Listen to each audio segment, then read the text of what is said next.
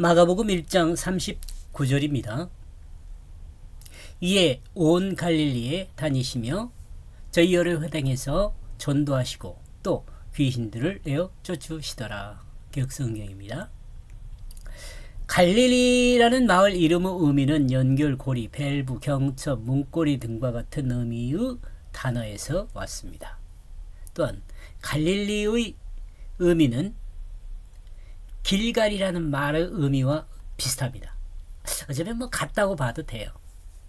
여호수아 5장 9절에서 여호와께서 여호수아에게 이르되 내가 오늘날 애굽의 수치를 너희에게 굴러가게 하였다 하였으므로 그곳 이름을 오늘까지 길갈이라 하니라 이렇게 나와 있죠. 이렇게 볼 때 주님의 갈릴리의 사역이 사마리아의 수치를 회복하기 위해서 갈릴리에서 그 사역을 하셨던 것은 아닐까 이런 생각도 해봅니다. 즉 여호수아서 5장 9절에서 이스라엘 백성은 할례를 통해서 자신들이 하나님 백성이라는 정체성을 확립하고 애굽의 그 종의 삶이 아니라 이제는 하나님 백성인 자유인으로 회복된 상태를 설명해주는 내용이었던 그것을 우리는 기억하지요. 그죠? 이처럼 길갈이 출애굽한 이스라엘 백성의 정체성을 회복하는 것이라면 갈릴리는 예수 그리스도를 통해서 타락한 사마리아인이 이스라엘 백성 중에서도 부정적인 면을 가지고 있는 그들을 하나님 백성으로 회복하여 수치를 굴러가게 하고 새로운 하나님의 백성으로 거듭나게 하려는 하나님의 깊은 역사가 있었다는 것으로 우리라면 저는 생각해 보았습니다. 여러분의 생각은 다를 수 있어요. 또 모든 인류는 사탄의 종에서 하나님의 백성임을 회복하고 참 자유인임을 선포함으로써 선악과에 의해 타락했던 그 부끄러운 과거를 청산하고 예수 그리스도의 순결한 십자가의 보혈의 공로를 의지하여 구원받는다는 그것을 확장해서 해석할 수 있다고 저는 생각했네요. 여러분 저와 다를 생각은 다를 수 있어요. 근데 지금 제가 생각하는 것이 그 복음과 전혀 관계없는 이야기가 아니에요. 약간의 근거가 있으면서 복음에는 전혀 문제가 없습니다. 물론 갈릴리와 길갈은 거리상 많은 차이가 있습니다. 그러나 이 지명에 의미하는 약간의 발음상의 공통점과 또한 이스라엘 백성을 회복하시려는 할례의 방법과 온전한 예수 그리스도에서 행하신 전도를 통해 예수 그리스도가 하나님의 복음을 증거한 그것은 그 어떤 방법보다도 확실한 하나님의 마음을 읽을 수 있게 한다는 거죠. 이런 의미들이 하나님의 마음을 읽을 수 있게 해요. 또 이 방법이 하나님의 백성을 만들 수 있습니다. 이 방법으로 또한 이 방법들이 하나님의 백성으로 만들 수 있습니다. 이런 점에서 예수님의 갈릴리 사역은 큰 가르침을 준다고 저는 이해했습니다.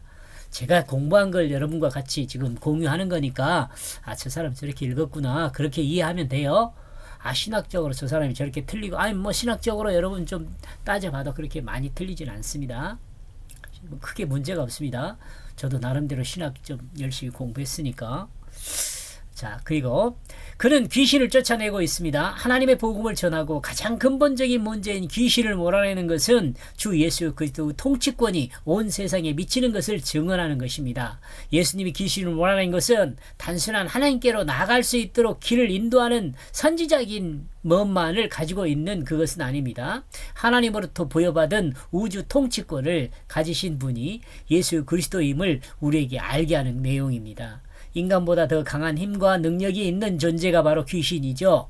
인간보다 더 우월한 존재가 바로 귀신입니다. 그런데 이 귀신을 쫓아내는 것은 귀신의 존재보다 우월한 힘을 가진 분임을 나타내고 있습니다. 물론 그 서기관과 바리새인들이 예수님과 그 바알과 같은 사람이다 이렇게 이야기한 것도 있지만 그렇지 않아요. 우월한 존재이기 때문에요. 특히 귀신을 몰아낸다는 것은 문법적인 묘미를 살펴보면 예수 그리스도의 능력이 어떤 것인지 우리로 알 수 있게 합니다. 예수님은 귀신들이라는 복수를 몰아내고라고 표현에서는 단수로 표현합니다. 이는 많은 귀신들을 단번에 쫓아내고 있음을 증언하는 것이라고 저는 이해했어요. 이는 예수 그리스도의 영적인 통치권만 말함이 아니라 인간을 구원하기 위한 모든 통치권을 가진 분임을 강조하여 표현하는 내용이라고 저는 이해했습니다. 또한 십자가 대속의 역사를 통해 단번에 죽으심으로 우리의 죄를 단번에 사하고 구원의 길로 인도하셨던 그것으로도 생각해 볼 수 있습니다. 이렇게 해서 39절을 제가 번역한 내용은요. 그리고 그는 갔다. 그 자신들의 그 회당들 안으로 그 모든 갈릴리 안에서 그리고 그는 귀신들을 쫓아내고 있다. 그는 그 자신의 그 회당들 안으로 가서 그 모든 갈릴리 안에 귀신들을 쫓아내고 있다. 이렇게 의미예요. 제가 제가 번역한 내용이 좀 어눌하잖아요. 이걸 다시 한번 정리하는 것 같아요. 정리했습니다. 같은 것이 아니라. 이렇게 해서 마가복음 1장 35절에서 39절까지 내용을 정리를 해서 조직화해서 나온 말이 뭐냐 그러면 이른 새벽에 혼자뿐인 장소에서 기도하게 되어졌다. 이렇게 정리를 했네요. 이 내용은 그는 오히려 새벽에 혼자뿐인 장소에서 기도하게 되어졌다. 그는 예수님입니다. 이 말이에요. 이렇게 해서 35절에서 1장 35절 39절까지 정리한 내용이에요. 또 했네요. 그 내용을 다시 서론, 본론 해가지고 제가 이걸 정리하면서 설교를 했기 때문에 아마 이렇게 이야기를 하고 있는 것 같아요. 설교를 했기 때문에 서론, 본론은 36전 1, 그 다음에 37절 2, 이게 37절 제자들의 역할, 중보를 위한 목적, 38절 이 중보를 위한 목적, 그 다음에 결론적으로는 그는 해당에서 39절 전도하며 귀신을 몰아내고 있다.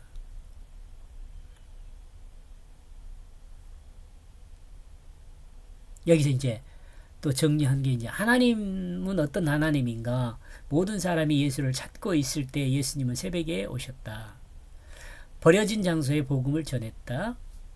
하나님이 하신 일들이잖아요. 다. 예수님이 하나님이시니까요. 중보이자이신 예수님이 마을에서 직접 만나주신다. 예수님을 함께한 자들은 가치 없는 것을 몰아낸다. 예수님을 찾고 우리가 해야 할 일을 찾고 만나고요. 복음을 전해야 하고요.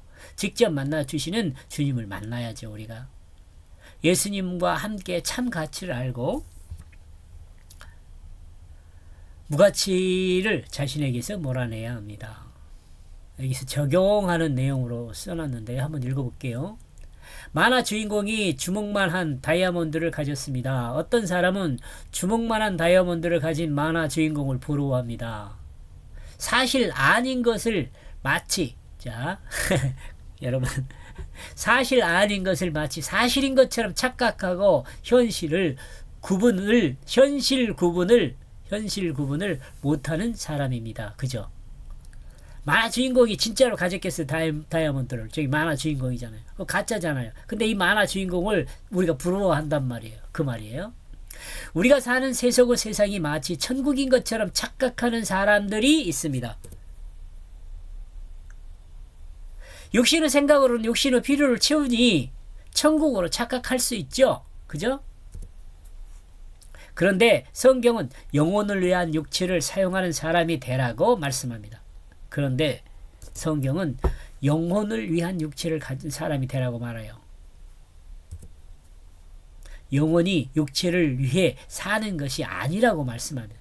영혼이 육체를 위해 사는 것이 아니고 육체가 영혼을 위해 살아야죠. 영혼을 위해 육체를 사용하는 사람이 되는 거죠. 영혼이 육체를 위해서 사는 거면 곤란하죠. 그죠?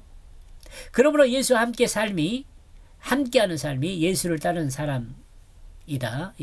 예수 함께하는 사람이 예수를 따르는 사람입니다. 그리고 예수를 따르는 사람은 자기 신에게서 가치 없는 것을 몰아냅니다. 자기가 원하는 자기중심의 가치를 막 소망하는 것이 아니고 자기중심의 가치를 몰아내요. 여러분도 이와 같은 사람이 되기를 축원합니다. 예수 아멘. 여기까지 보겠습니다. 고맙습니다.